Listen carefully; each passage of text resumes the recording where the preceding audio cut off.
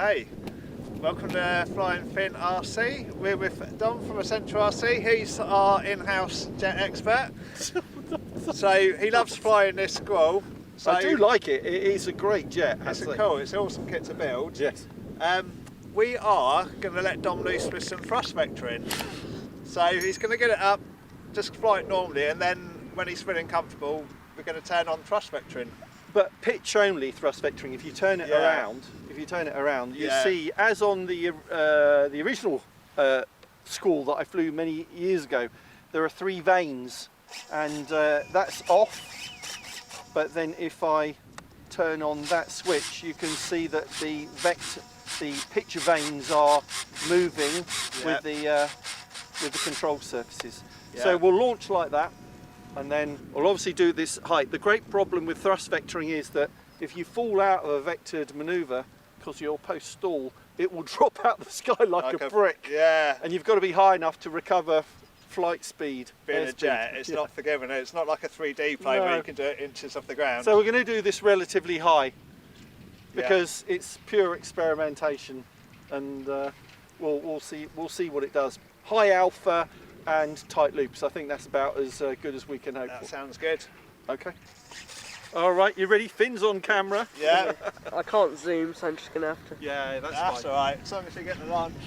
Yeah, I will. It's pretty much going over like in towards that corner. Okay. Well done. Got it? Okay. Where are we? Okay, we got him. So you can, just give us a shout when you do the vectoring. I should be able to see it actually. You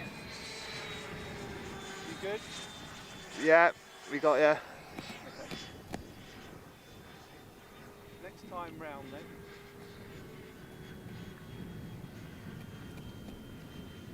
It might actually be quite flyable with it on all the time. It'd be interesting to know. Trev, just watch.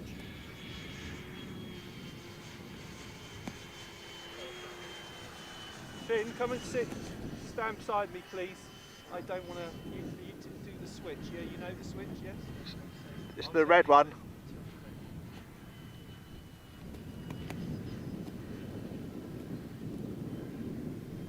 Ready? Vectoring on. Okay, vectoring on.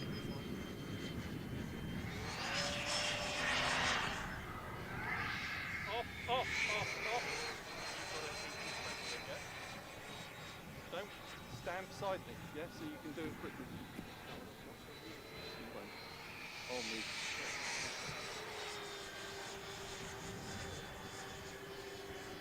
You can definitely see it working.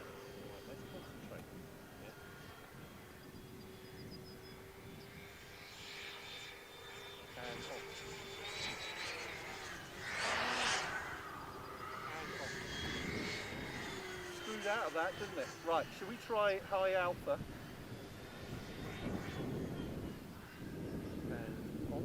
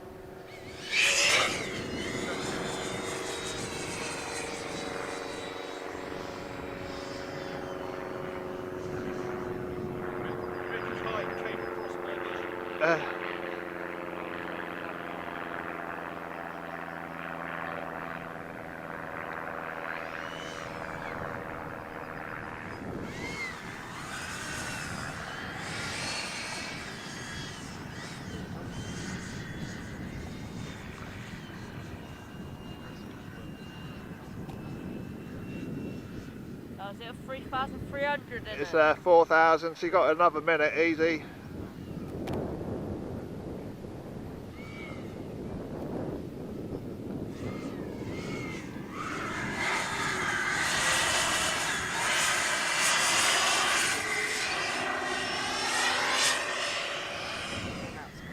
Yeah, that was doing it. Yeah, power out that.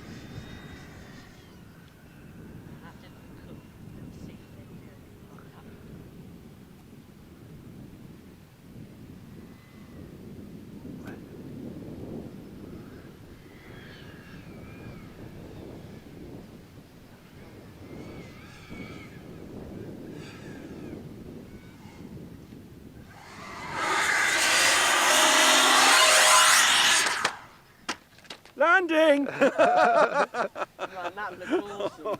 Man, you must have got that one really high. That was wicked. That's alright. Was it? It was. It looked awesome. Yeah.